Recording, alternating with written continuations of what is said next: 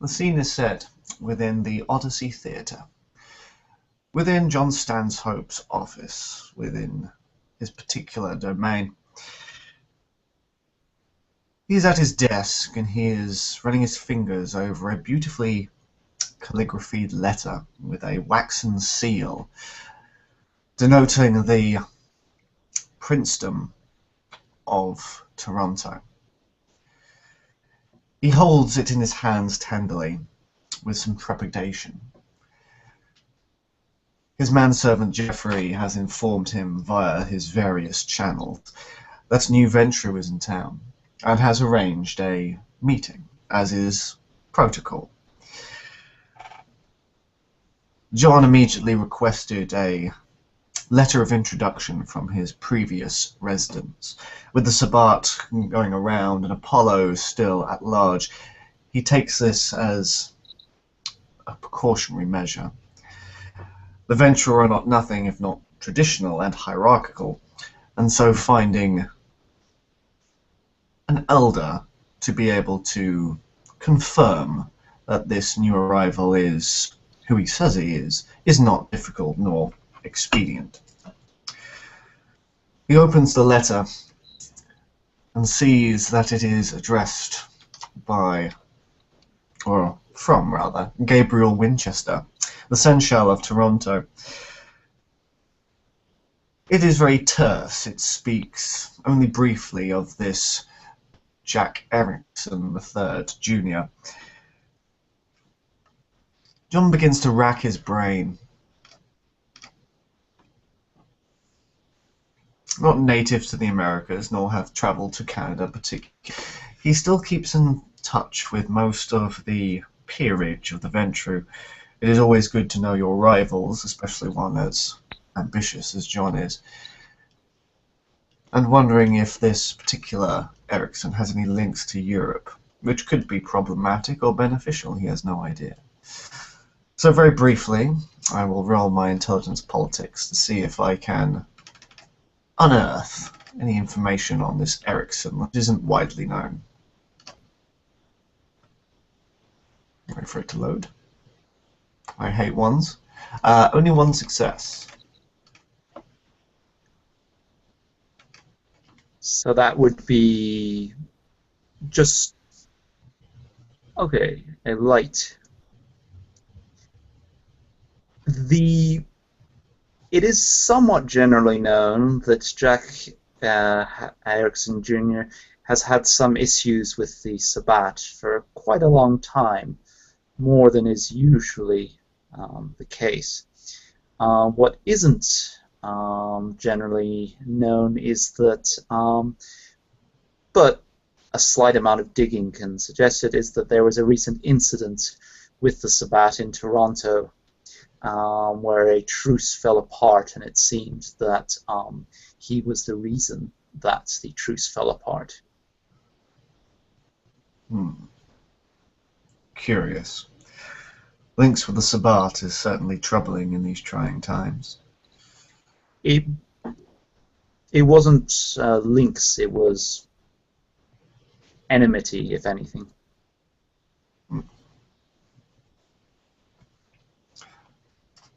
Well, it makes a certain amount of sense why a Ventrue who has accidentally broken a truce would flee south to a less notable city. Oh no, it John was puts the letter. it was definitely the Sabbat that broke the truce. That is well known. But whether but there was an implication that this might have been for a reason connected with John.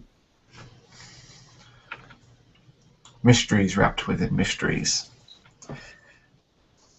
John puts the letter into his desk, pondering briefly. He knows that Erickson comes from a proud line.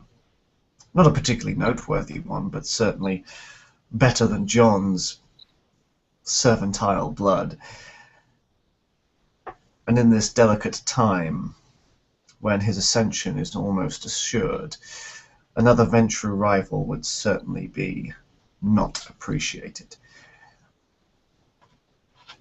He straightens himself up, pulls out a decanter of Vitae, its thick liquid sloshing against the crystalline glass. He sighs at the need for it. These medical concoctions he's put himself in to be able to act his part under the recent strain of the mental assault from the asylum. He pours it into a whiskey tumbler glass and swirls it around, gulping it briefly, allowing the mood stabilizers and antipsychotics to settle in. A calming wave pours over him.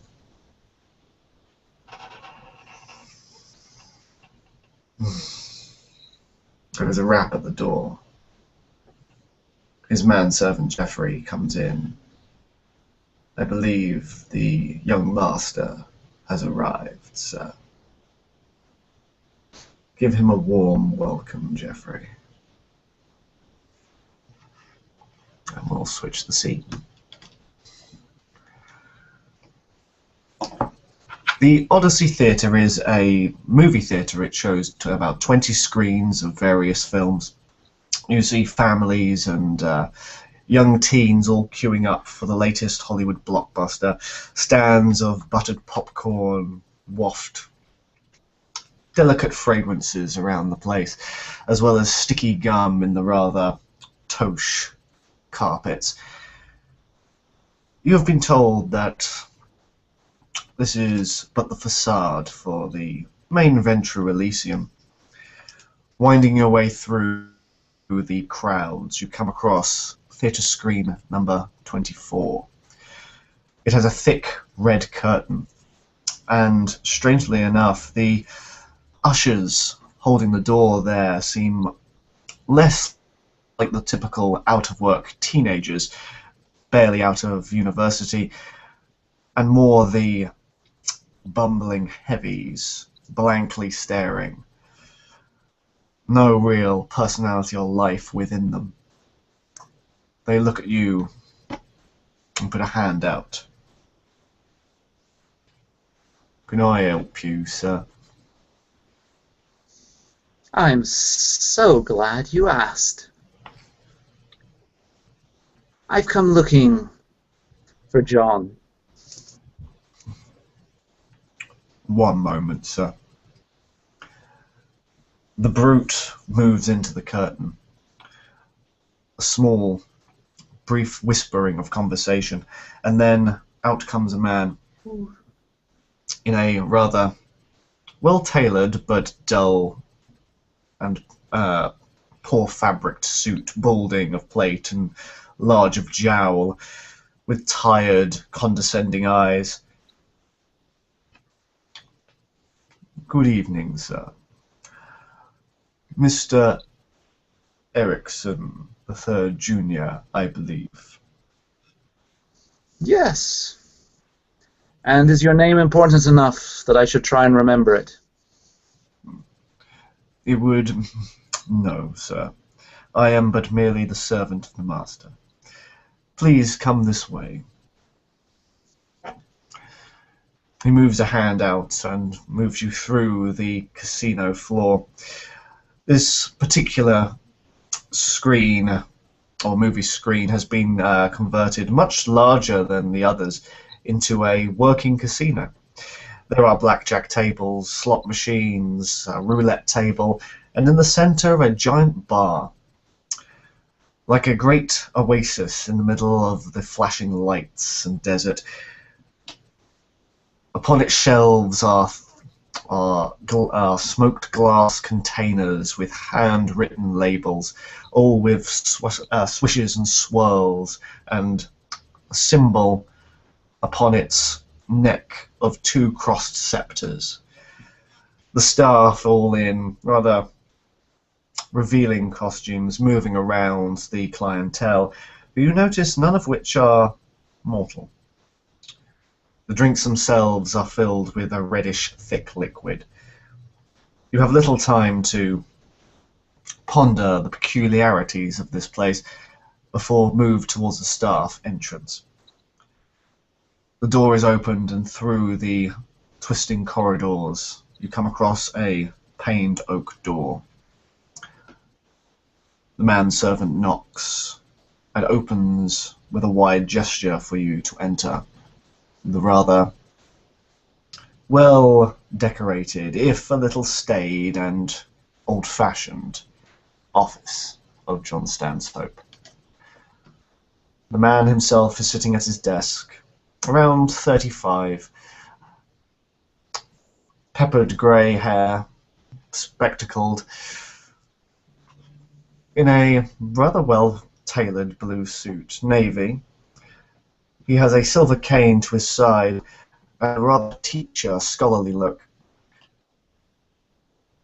Although there is a fierceness to his eyes, it appears that he is watching you very carefully, like a statue, occasionally forgetting to blink. And then, as if animated by some magical force, he smiles warmly, gets up carefully with wobbling legs, and extends a hand. "Ah, cousin, please come in." Jack is somewhat more portly than John, not quite running to fat, but with a definite bulk there. He's under the blush of life at the moment and looks somewhat human, and is similarly, well, is dressed in also a navy blue suit, rather very well tailored, but for someone a size too small, so it bulges a bit. And he enters and warmly grasps John's hand. "Great. 'Tis a pleasure to meet you. I am Jack Erickson III Jr., but my friends call me Jack Erickson III. Just so. Have you dined this evening? I've had the starter and half of a main course, but... Then dessert it is. He moves a hand towards the manservant, who scurries out, soon fetching a wine bottle. John waves him over so he can critically look at the servant's choice. He nods, and 2 glasses appear before them both, and 2 empty glasses as well. The drink is poured out, and in a show of solidarity, John takes a sip, swirls it around his mouth, and then spits it into the empty glass. Yes, a sweet young thing this is. African by descent, she was given every luxury a poor inner-city girl could desire, and in her brief stay within my company, she was waited on like a princess. I'm sure you can tell the subtle hints and blends of satisfaction and perhaps a tinge of guilt.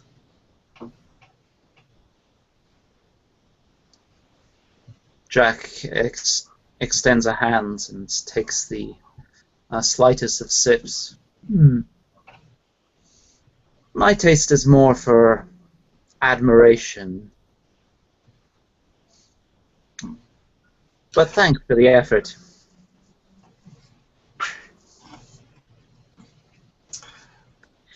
The problem with... No, apologies. What were you going to say? Oh yes, I met an absolutely crazy fellow on the way here.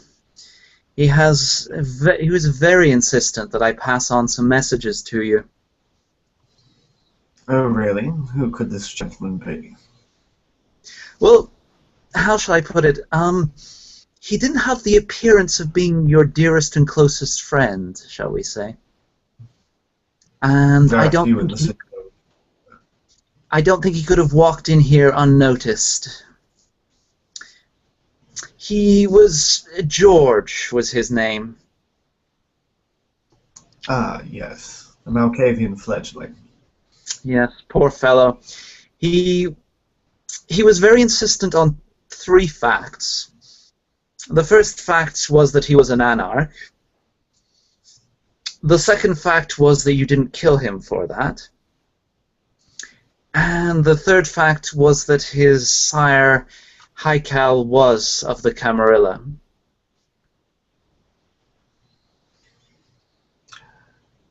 I had already known, and besides, killing someone who you are playing host to is very rude. Do you think I have no etiquette? I think you are sufficiently competent that having a guy running around the city saying how scared he is of you is a definite advantage. If only the other anarchs would take his lead. Oh, and he went on about how he was going to transform the anarchs into something much nicer, and I suggested a good tailor and maybe hairdresser for him. And how did our young anarch friend take that? He seemed to appreciate it. I had the music of Pretty Woman playing at that particular moment. I felt it was quite apt. Quite the eccentric you are, Mr. Erickson. It helps to pass around the decades. Well, I apologize for the terseness of this next meeting, but I'm afraid business must come before pleasure. Tell me why you have come to New Sarum. No sort of conventions there, like lineages, declarations of friendship, and all the... Yes, okay, maybe we don't have 2 hours to waste on that. Would you like the transparent lie or the slightly more sophisticated lie with a grain of truth in it? Please, the Adventurum, the sophisticated lie. Do you feel New Sarum is being run as well as a Camarilla city should be run? Follow my question with a question, Mr. Erickson, something I do not appreciate. Please get to your point. If New Sarum is being run as well as a Camarilla city should be run, then I am here on vacation. I am just passing through and will soon be gone. And if it is not? If it is not, then it depends exactly on how it fails to measure up. Looking for a niche for yourself, Mr. Erickson. No, well, always, sorry, rather than no, but there's too many cities that have not been run as well as they should be and are now no longer as they should be. If you get my impression. Indeed. The current political climate is certainly troublesome, especially in the more populated cities. So what I encourage you to do is to put me to work. Get me into what you need to have done. This will be very eye-opening for the both of us.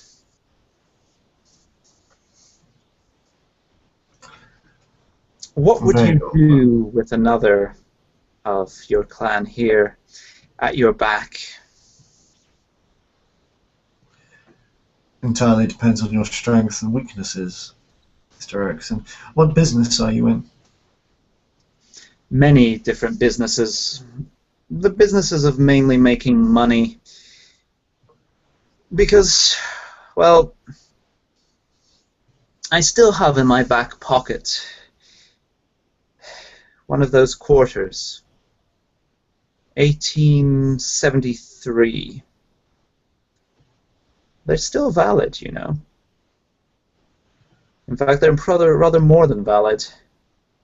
So many other things, though.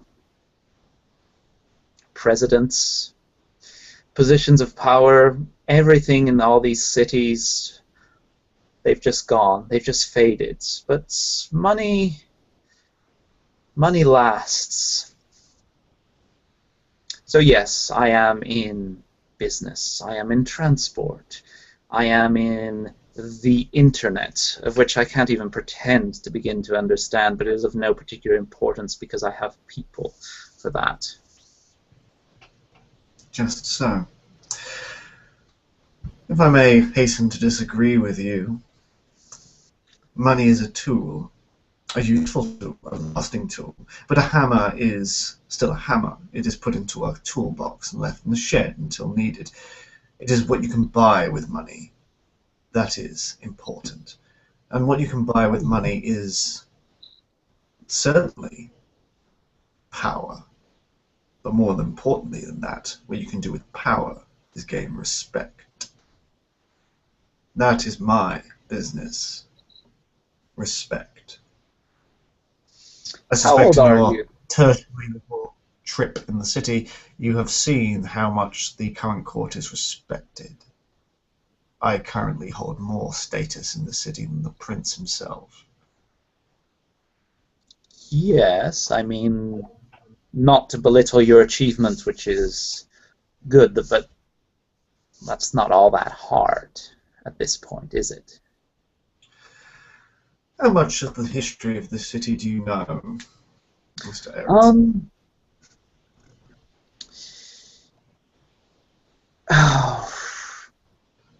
I know fragments. I know a lot of problems. I know a lot of changes. I did know the history for a while, and then it kept on changing. Princes kept on going.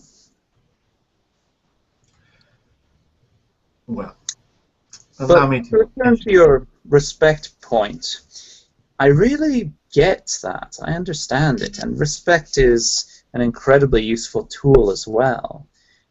But respect has a much lower shelf life. The right moment is to know when you transform your money into respect and you use it then, and when to cash in your respect for your money and wait another half century or so.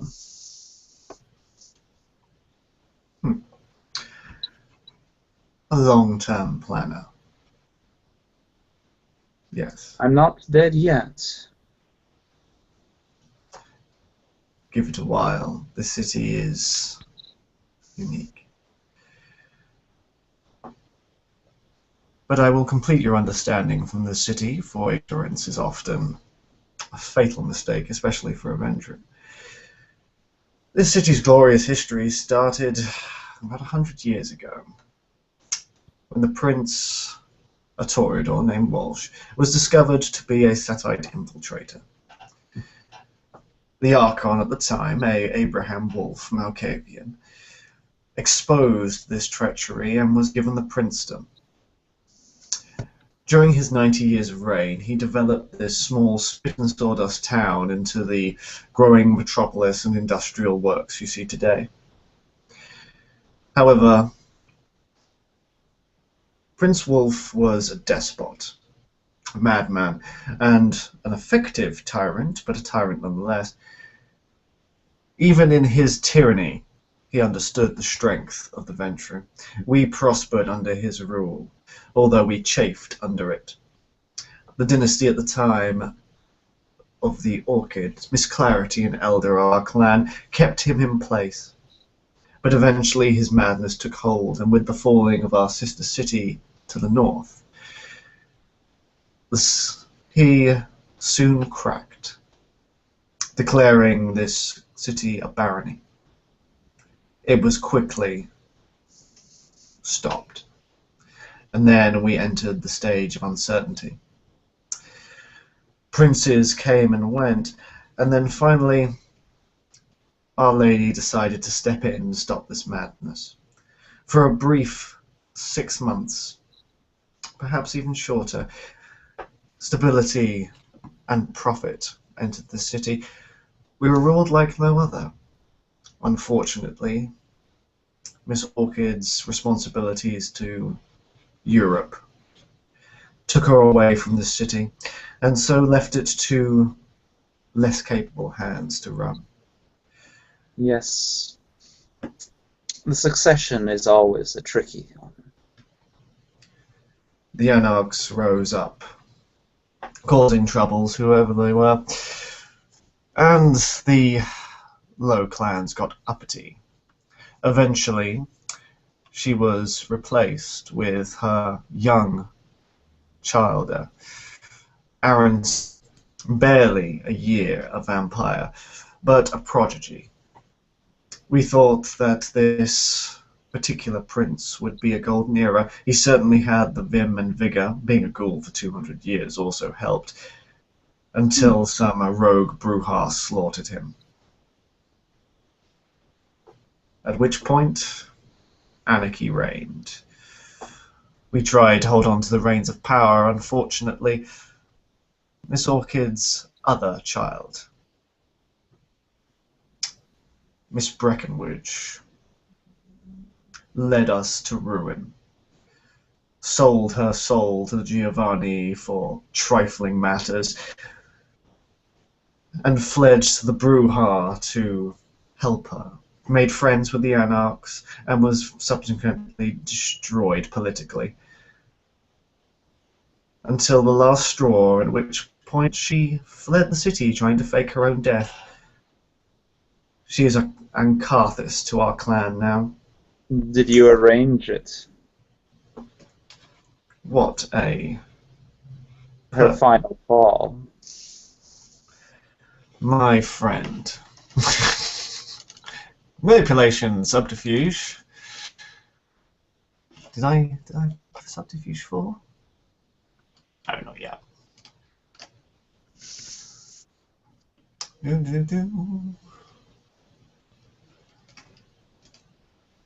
With enchanting voice. 1, 2, 3, 4 successes. It would be rather, we are Ventral, we stand together. I would not dream of acting against a clanmate, especially one of higher station than myself.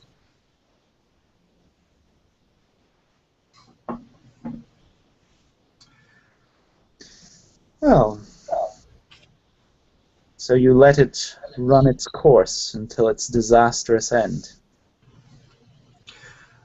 I did what one can.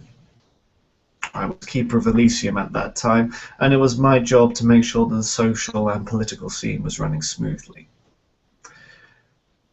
I was the spy master for this city.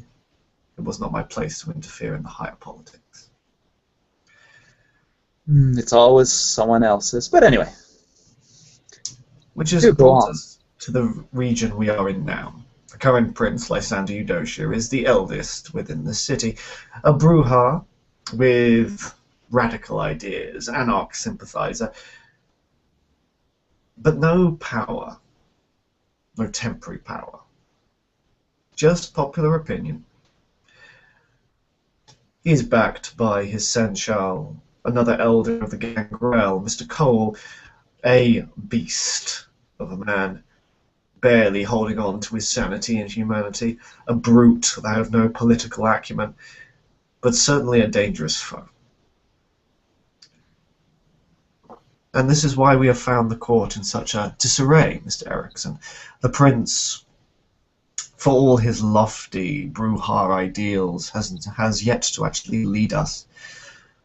The poor Gangrel is completely out of his depth politically, leaving it under the weight and shoulders of myself and the Tremere to be able to keep the city afloat, while Anarchs cause chaos in the streets, and while the Giovanni gain more and more power. Sabat run our streets, and our prince still has not elected to return. It is a sad state of affairs we are in. So, what you're saying is that the prince and his seneschal are irrelevant, and we need to up our game. Precisely. Since it's us and the Tremere are running the city anyway. Currently, there are two factions politically. There is the Ventrue, the Tremere, and the Nosferatu, against the current establishment, and the Toreador, Gangrel, and Bruja for it. Malkavians are sitting on the side. There are too weak in number to make any real political difference. Yes, but that sounds as if it's neglecting the main point, which is the Giovanni. Go on. You made these things there. There is the prince who's incompetent. I would never say anything disrespectful. This great and glorious and seemingly, let us say, just wise and unmoving leader. And him and his Gangrel friends. And you painted a perfect picture of how much the prince is irrelevant. And if you're saying that we're wasting time with a feud with those who are supporting the prince, then while the Giovanni and the Anarchs and the Sabbat especially are gaining, then we are wasting time. Of course, I'm just a naive and innocent outsider, but it sounds strongly to my ears that we are fighting a battle that has no purpose. Suppose the prince was a Ventrue. What difference would that make? An absent Ventrue or an absent Bruja, they're all the same. And that's a sign that the fighting for the princedom is not where it's at. Now, tell me more about the Giovanni. Giovanni have been slowly eking an existence in our city for a while. It started with Wolf, a few here and there, a business, interest in the docks. However, under the leadership of Miss Breckenridge, they have swelled with power, and due to the sister city and the Sabbat presence, they have been vastly ignored to our charring. They now own great swathes of influence. Dragonstone Correctional, the prison, the open casket, most of the unions. John pulls a drawer from his desk and pulls out a heavy folder. Throws it to the side. That is every Giovanni in the city, including their holdings. Co-opt or reduce? Apologies, repeat that. Co-opt or reduce? I fail to understand your meaning. Well, would we like to see a glorious future where that folder was considerably thinner? Or would we like to see a glorious future in which the folder was just as thick, but their interests were more aligned with ours? We are a Camarilla city, not an independent. I would like to see this being a Camarilla city again. The Giovanni have taken things from the Ventrue. They have mocked the Camarilla in the fact that they can slide in and do whatever they like. I would like them to remember that the Camarilla is their host, and they are being very rude guests. Reduce.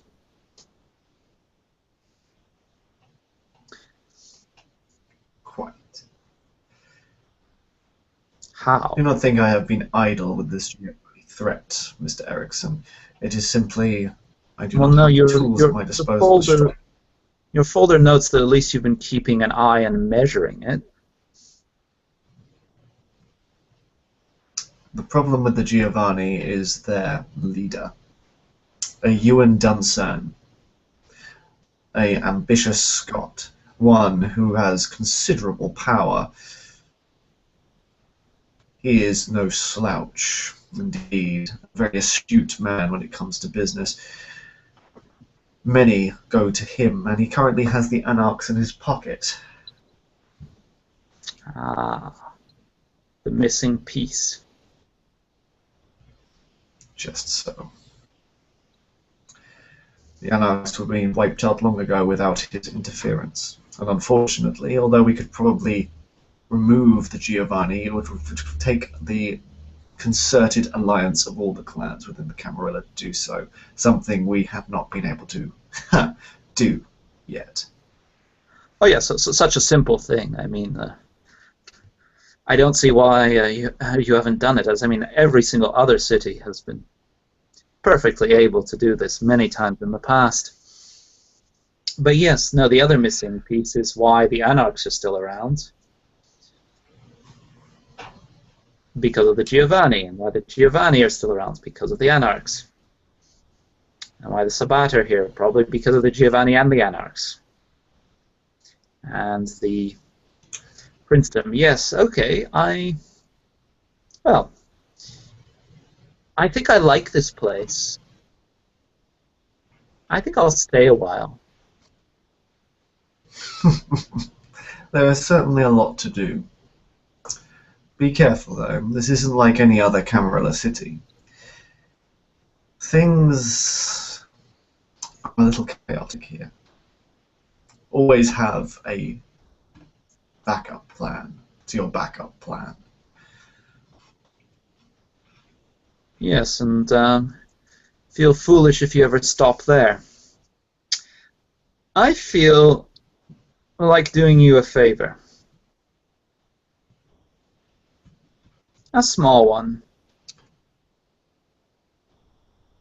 What do you want? I'm listening. I can give you a long list of what I want. Mr. Erickson, and I know I have been playing this game for far too long to understand that a favor is never for free. Yeah. But I am your primogen. There is no favors between us. You do as I say, or you do not. I am here to facilitate you, Mr. Erickson, not the other way around. Well, my loyalty is infinite, limitless. I bow down before your wisdom and prostrate myself at your feet. As usual. Mr. Erickson, I am English. I am no stranger to sarcasm. I think that would have got caught by the even the Germans.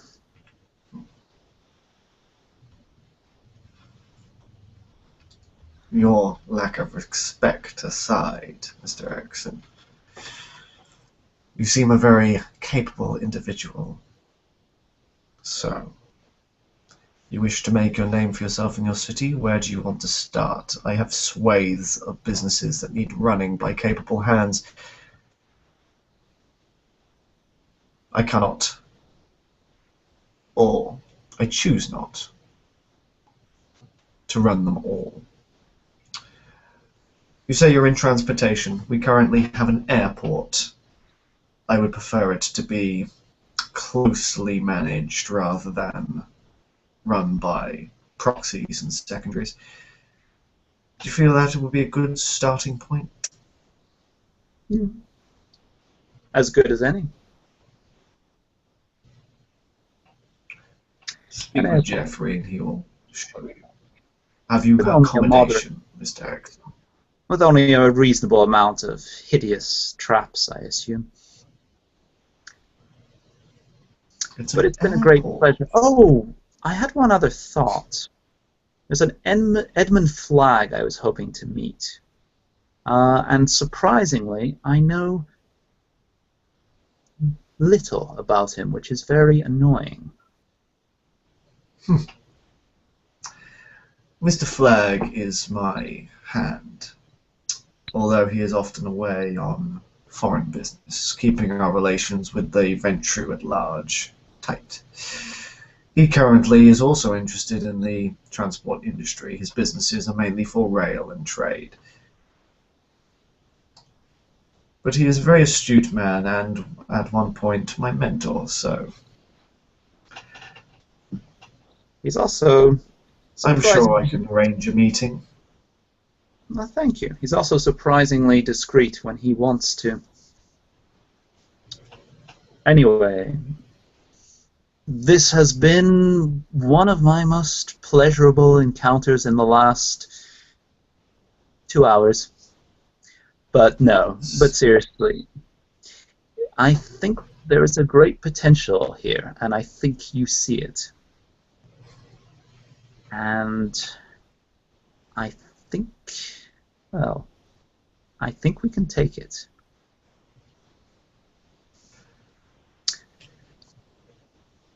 As they say in Toronto, be seeing ya. A modern Right. affectation I found particularly disgusting, but it serves. Hmm.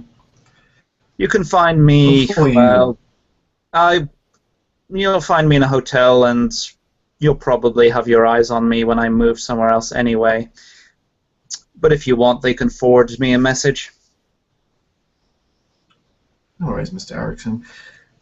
We shall meet again. I am currently planning a little trip to Europe, but once I return, I would very much enjoy another one of these chats to see how well you have integrated yourself in the city and how much you have learned. Where in Europe?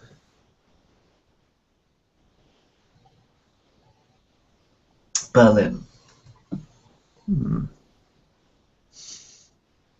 I've only been there once. Complicated place. Yes, definitely other chats. Integration. Well, won't be keeping you from lots of other fun business. And thanks for the blood. At If that you want point, something more tailored towards your taste, then simply ask. I made my fortune through blood in this city. well, thanks. I've got my own arrangements already put in place, but variety is the spice of life, as said a lot of people who've ended up very dead.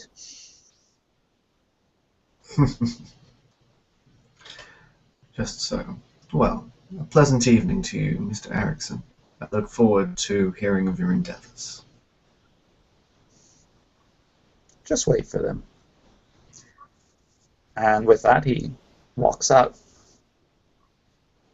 And on the way out through the thing, through the casino, he spends an inordinate amount of time looking at the roulette wheel, lost in some old thoughts, and then exits out um, into the cinema complex proper.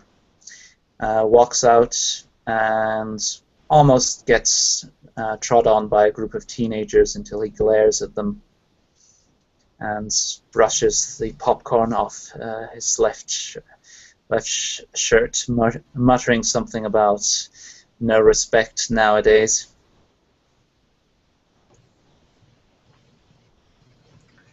John leans over his desk, furrowed brow. The whisperings of his beast begin to echo once again. He pours himself another drink. Competent, certainly. Dangerous, very much so. But so am I. And we'll end our scene.